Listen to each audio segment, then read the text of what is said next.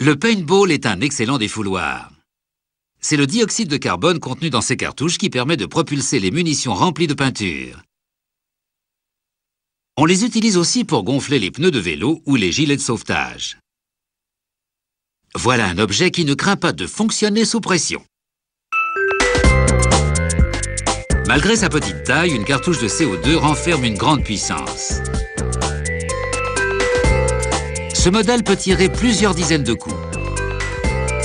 Tout commence avec un rouleau de bande d'acier qu'on aplatit. Une presse exerçant 110 tonnes de pression la débite ensuite en disque d'acier. Immédiatement, une autre machine, l'emboutisseuse, recueille les disques et les transforme en godets. Ces derniers voyagent sur une glissière vibrante. Un autre appareil va les usiner à l'aide d'une série de poinçons cylindriques de diamètre de plus en plus petit.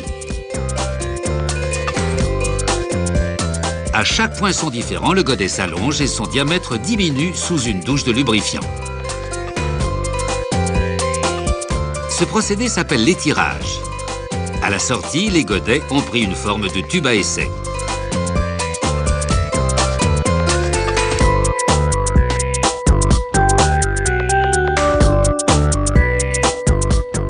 En l'espace de quelques minutes, ces pièces d'acier ont changé plusieurs fois de forme.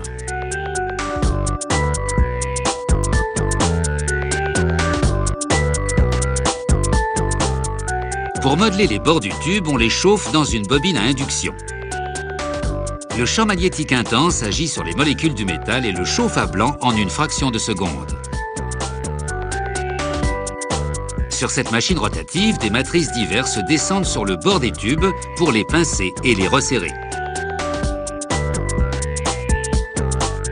Au gré de l'opération, leur diamètre rétrécit et ils prennent la forme d'un goulot.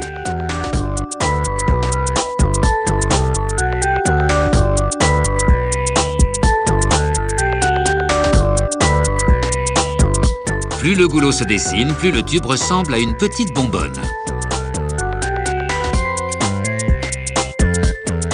Chaque cartouche passe sur un tour. Un outil vient raccourcir le goulot et y tailler une rainure.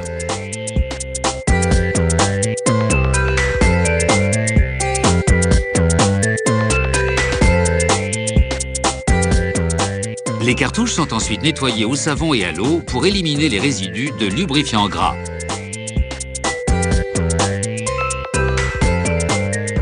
Un passage dans le four à gaz pour le séchage et direction l'atelier de remplissage. Voici un réservoir de dioxyde de carbone.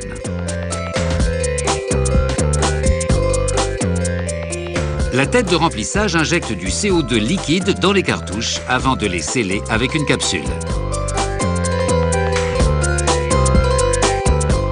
À l'intérieur de la cartouche, le gaz carbonique est soumis à une pression très élevée. L'infime quantité de gaz qu'un coup de gâchette libère suffira à propulser les munitions de paintball. On teste l'étanchéité des capsules sous un jet d'air comprimé. L'étape suivante consiste à donner un aspect neuf et poli aux cartouches.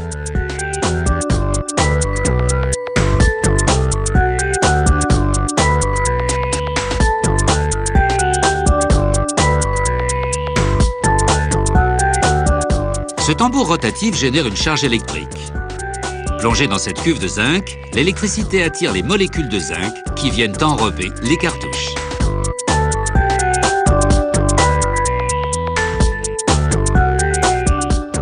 Cette pellicule de zinc n'a pas seulement une fonction esthétique, c'est aussi un revêtement plus facile à imprimer.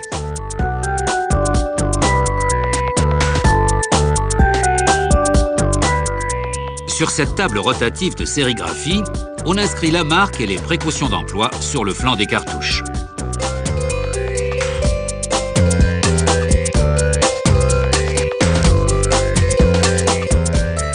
L'encre sèche rapidement sous une lampe à ultraviolet. Ces cartouches de CO2 sont prêtes à l'emploi. Il n'y a plus qu'à faire parler la pression. C'est un pistolet de paintball, ça? À ne pas utiliser sans la présence d'un adulte, évidemment.